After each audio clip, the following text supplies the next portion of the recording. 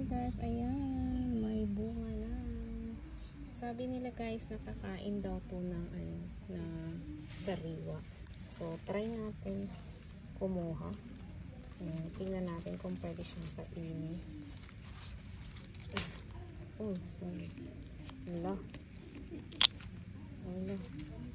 So, ayan guys. Try natin siyang kainin. Ito.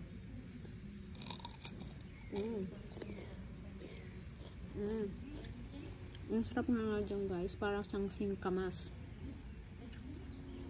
Pwede palang kainin na fresh.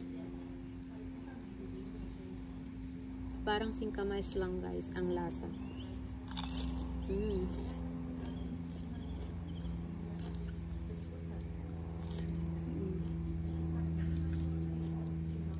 Sarap.